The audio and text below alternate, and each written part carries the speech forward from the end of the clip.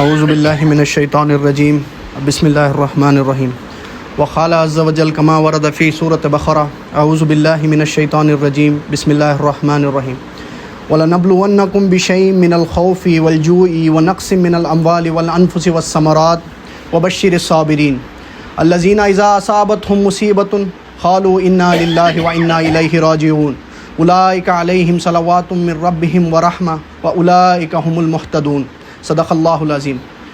رب اشرح لی صدری یسر لی امری واحلل عقدۃ من لسانی یفقہوا قولی، اما بعد فاعوذ باللہ من الشیطان الرجیم بسم اللہ الرحمن الرحیم۔ حضرات، جو میں نے آپ کے سامنے ایک آیت کی تلاوت کی اور آپ نے سماعت فرمائی، یہ سورہ بقرہ کی ایک آیت ہے۔ جنرلی اس کا ایک اسٹریس کر کو دیکھے گا تو بسا اوقات انسان یہ سمجھتا ہے یا انسان یہ پاتا ہے کہ اس کے محنتوں کا نتیجہ ضائع ہو گیا، کہ میں نے 10 سال محنت کی اور مجھے ہاتھ کچھ نہیں لگا، میں نے فلاں سال محنت کی مجھے ہاتھ کچھ نہیں لگا۔ یہ جو لفظ ہے یہاں ثمرات، فروٹس آف ہارڈ لیبر، کہ محنتوں کے ثمرات، محنتوں کے نتیجے کا ہے نا ضائع ہو جانا۔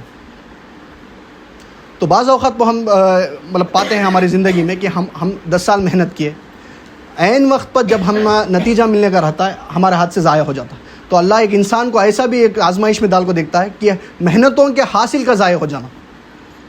ایک اشعار ہے، ایک شاعر ہے، اس کا ایک اشعار ہے، وہ قومینسٹ تھا، میں نام بھی نہیں لیتا، لیکن کیونکہ ان کا بھی ایک انقلابی نظریہ ہے۔ یہ انقلاب کے مرحلے میں ایسے بعض اوقات وہ انسٹنسز ہوتے ہیں کہ وہ فرماتا ہے، یہ فصل امیدوں کی ہمدم اس بار بھی غارت جائے گی، سب محنت صبح و شاموں کی اب کے بھی اکارت جائے گی۔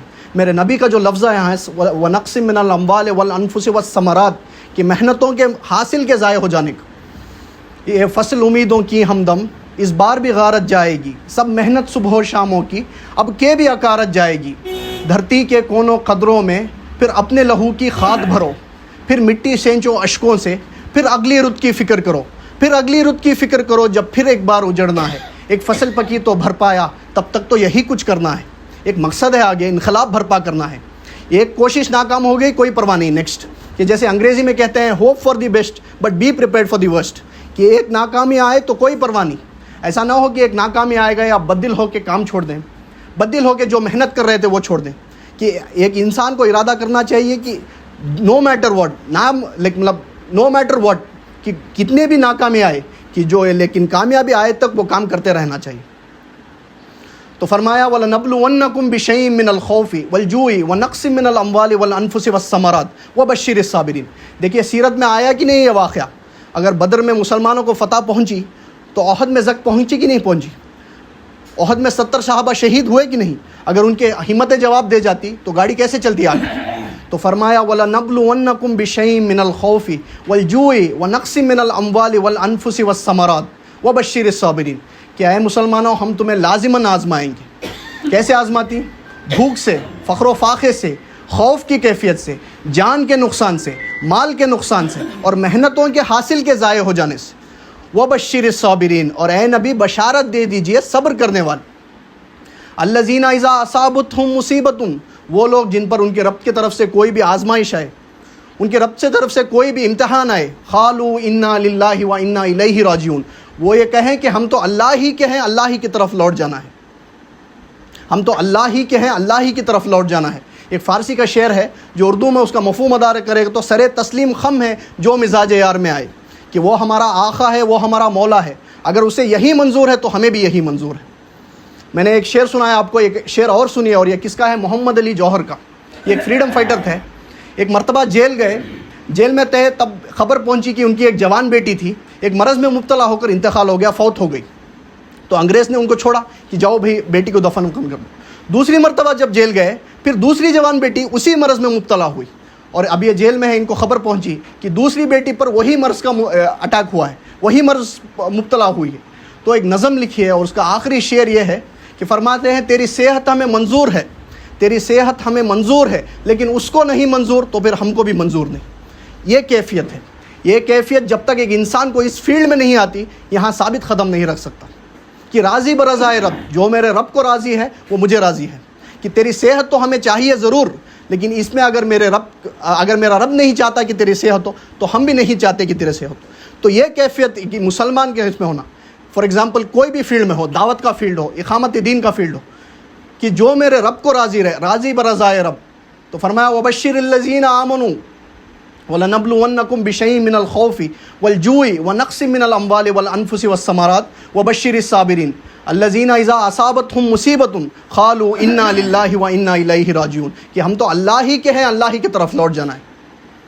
رضائے حق پہ راضی رہ، یہ حرف آرزو کیسا، رضائے حق پہ راضی رہ، یہ حرف آرزو کیسا، خدا مالک، خدا خالق، خدا کا حکم تو کیسا، کہ ایک انسان کو سوچنا ہے کہ میری اوقات کیا ہے۔ اگر خدا نے ایسا میرے تحت فیصلہ کر دیا ہے تو صبر اسی کو کہتے ہیں کہ میں راضی برضائے رب ہوں، کہ جو میرے رب کو منظور ہے وہ مجھے منظور ہے، کہ سر تسلیم خم ہے جو مزاج یار میں آئے، وہ میرا آقا ہے، وہ میرا مولا ہے، جو وہ چاہتا ہے میرے لیے بہتر ہے اگر میں اس پہ راضی ہو جاؤں۔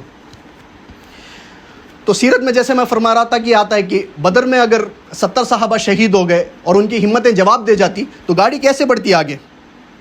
تو وبشر الصابرین الذین اذا اصابتهم مصیبۃ قالوا انا للہ وانا الیہ راجعون اولئک علیہم صلوات من ربہم ورحمہ، کہ یہ ہیں وہ لوگ جن پر ان کے رب کی طرف سے عنایتیں ہیں اور رحمتیں ہیں، واولئک هم المہتدون، اور یہ ہیں وہ لوگ جو ہدایت یافتہ ہیں، جو ہدایت پانے والے ہیں، کامیاب ہونے والے ہیں۔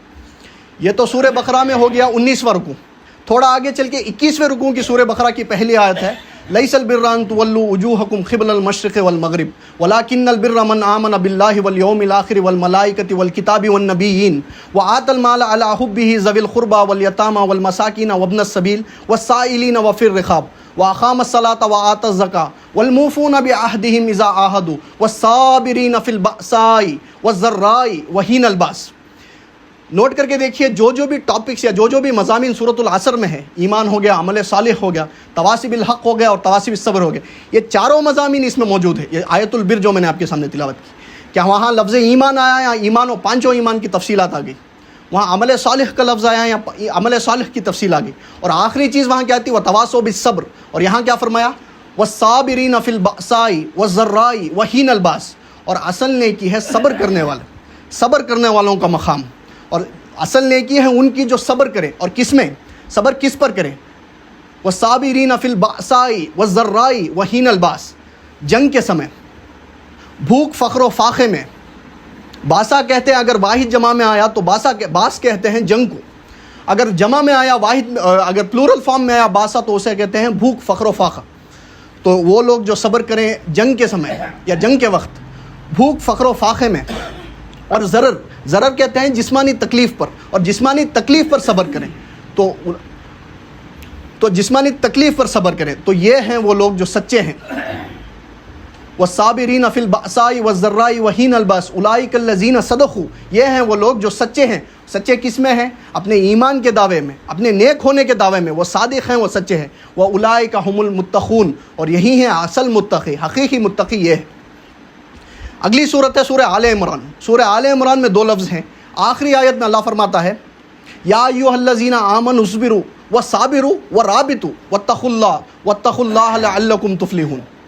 دو لفظ ہیں یہاں، صبر اور صابر، جو تعلق جہد اور جہاد کا ہے وہی صبر اور مصابرت کا ہے۔ کہ صبر کسے کہتے ہیں؟ صبر ایک طرفہ عمل ہے، آپ پر کوئی آزمائش آئی آپ برداشت کر رہے ہیں، آپ پر کوئی تکلیف آئی آپ برداشت کر رہے ہیں، لیکن مصابرت کیا ہے؟ صبر کا صبر سے مقابلہ، یہ ہے مصابرت۔ کہ اللہ تعالیٰ فرمانے کی کوشش کر رہے ہیں یا سمجھانے کی کوشش کر رہے ہیں کہ اے مسلمانوں دیکھو تم دوسرے لوگوں کو، جو باطل نظریات کے لوگ ہیں، جتنا صبر وہ کر رہے ہیں، جتنی قربانیاں وہ کر رہے ہیں، اگر تم اس سے بڑھ کر صبر نہ کرو تو حق غالب نہیں ہوگا۔ کہ دیکھتے نہیں ہو، فار ایگزامپل مثال کے طور پر دیکھتے نہیں ہو ابو جہل کو کہ اس نے گردن کٹوائی شرک کے لیے، کٹوائی کہ نہیں کٹوائی، اور کیسے کٹوائی؟ کیونکہ وہ بہت متکبر اور فرعون قسم کا شخص تھا کہ جب گردن کاٹنے لگے تو فرماتا ہے تھوڑی نیچے سے کاٹنا تاکہ تم نیزے میں جب چڑھاؤ میرا سر کو تو اونچا لگے، معلوم ہو سردار کا سر ہو۔ تو ہمیں اپنے گریبانوں میں جھانکنا چاہیے کہ لوگ باطل نظریات کے لیے کتنی قربانیاں دے رہے ہیں، لوگ باطل نظریات کے لیے کتنا صبر کر رہے ہیں۔ تو اللہ نے فرمایا اسپیسیفک سٹریس دے کے یا ایھا الذین آمنوا اصبروا وصابروا، اگر تم وہ لوگ جو باطل نظریات کے لیے قربانیاں دے رہے ہیں، جو باطل نظریات، جو باطل چیزوں کے فروخت کے لیے اپنا وقت نکال رہے ہیں، اس سے زیادہ بڑھ کر تم صبر نہیں دو گے تو حق غالب نہیں آئے گا۔ اور یہ صرف تمہارا امتحان ہے۔ اگر دین کو غالب کرنا، دین کو، حق کو غالب کرنا اللہ کے ذمہ ہوتا تو آنے واحد میں غالب کر دیتا، تمہیں تکلیف دینے کی ضرورت ہی نہیں۔ کیا اللہ کے مقابل میں کوئی باطل کی طاقت ٹھہر سکتی ہے؟ کیا اللہ کے مقابل میں کوئی باطل طاقت کا مقابلہ ہو سکتا ہے؟ معاذ اللہ. یہ تمہارا امتحان ہے, یہ مسلمانوں کا امتحان ہے کہ تمہارے ایمان کا ثبوت درکار ہے کہ اللہ تعالیٰ دیکھنا چاہتا ہے کہ کون میرے لیے اپنی جان قربان کرنے کے لیے تیار ہے کہ نہیں. کہ اللہ تعالیٰ دیکھنا چاہتا ہے کہ کون اس کے لیے تن من دھن سب کچھ لگانے کو تیار ہو گئی. اور اسٹریس دے کے فرمایا جتنا صبر, جتنی محنت, جتنا صبر یا جتنی قربانیاں مشرک اور کفار اور ملحدین اور باطل نظریات والے دے رہے ہیں, اس سے بڑھ کر تم صبر نہیں کرو گے, اس سے بڑھ کر تم قربانی نہیں دو گے تو حق غالب نہیں ہوگا. یا ایھا الذین آمنوا اصبروا وصابروا ورابطوا. مرابطہ کہتے ہیں عربی میں چوکس رہنا یا چوکنا رہنا, کہ ٹیک گارڈ انگلش میں اگر ترجمہ کرے گا تو ٹیک گارڈ, کہ چوکنے رہو, ایسا نہ ہو کہ دشمن تمہارے غلبے میں تم پر حملہ آور نہ ہو جائے. یا ایھا الذین آمنوا اصبروا وصابروا ورابطوا واتقوا اللہ. اور اللہ کا تقوی اختیار کرو, برے چیزوں سے بچو, اللہ کا خوف رکھو. لعلکم تفلحون, تاکہ تم کامیاب ہو جاؤ یا تاکہ تم فلاح پا جاؤ. تو آج کے زمانے میں ہمیں آج کے زمانے میں ہمارے ملک میں جو ہماری قوم پر ظلم ہو رہا ہے یا کہیں بھی ہو, یہ تو جانتے ہیں کہ ہر جگہ ہماری قوم پر ظلم ہو رہا ہے. The main targets, the main objects of operation کر کو بولے جائے ہماری قوم پوری دنیا بھر میں. تو مثالی طور پر جو کنکلوژن نکال سکتے ہیں قرآن سے کہ اس کے خود سب سے بڑے ذمہ دار ہم خود. تو قرآن میں ایک آیت ہے وہ افتؤمنون ببعض الکتاب وتکفرون ببعض, کہ اللہ تعالیٰ فرماتا ہے کیا تم ایمان لائے ہو ایک حصے پر کتاب کے اور دوسرے حصے کا رد کر دیا یا دوسرے حصے کو انکار کر دیا, تو کیا سزا ہوگی ایسے لوگوں کو جو ایک حصے پر عمل کرے اور دوسرے حصے کو اٹھا کر پھینک دے, کہ ہم اس دنیا کی زندگی میں اسے ذلیل و خوار کر دیتے ہیں اور آخرت کے دن انہیں ہوگا شدید ترین عذاب.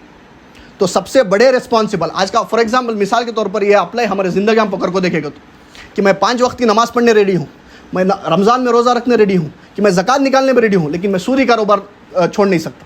کہ بزنس میں تو آبویسلی ریکوائرڈ ہے, سود سے میں یہ نہیں ہوتا, سوسائٹی کے اندر سود گھس کو ہے, میں اس سے نہیں کرتا. تو ان جنرالٹی بول رہا ہوں. تو مسلمان ہے نا کہ ہمیں ایک شریعت کے حصے کو مان لی کہ نماز پڑھنا, روزہ رکھنا, زکوٰۃ دینا, لیکن سودی کاروبار سے ہمیں فری نہیں, وہ ہماری زندگی کے اندر گھس کو ہے. افتؤمنون ببعض الکتاب وتکفرون ببعض. تو اللہ تعالیٰ سے دعا ہے کہ جو بھی آزمائش ہم پر اللہ کر رہا ہے اس پر ہمیں صبر کرنے کی توفیق دے. اسی میں میری چھوٹی سی مختصر تقریر کا اختتام کرتا ہوں ایک چھوٹے سے شعر سے جو ہمارے قوم کے واسطے ایک صبر کرنے کو ایک حوصلہ دلائے. کہ پی جا ایام کی تلخی کو بھی ہنس کے ناصر, غم کے سہنے میں بھی قدرت نے مزہ رکھا ہے. اپنے لہو کے گھوٹ پی, زخم پہ زخم کھا کے جی, آہ نہ کر لبوں کو سی, عشق ہے دل لگی نہیں, سینے پہ تیر کھائے جا, آگے قدم بڑھائے جا, یعنی زبان حال سے کہہ دے کہ ہاں ستائے جا. ربنا تقبل منا انک انت السمیع العلیم وتب علینا انک انت التواب الرحیم وآخر الدعوانا ان الحمد للہ رب العالمین. جی پی جا ایام کی تلخی کو بھی ہنس کے ناصر, غم کے سہنے میں بھی قدرت نے مزہ رکھا ہے. اپنے لہو کے گھوٹ پی, زخم پہ زخم کھا کے جی, آہ نہ کر لبوں کو سی, عشق ہے دل لگی نہیں, سینے پہ تیر کھائے جا, آگے قدم بڑھائے جا, یعنی زبان حال سے کہہ دے کہ ہاں ستائے جا.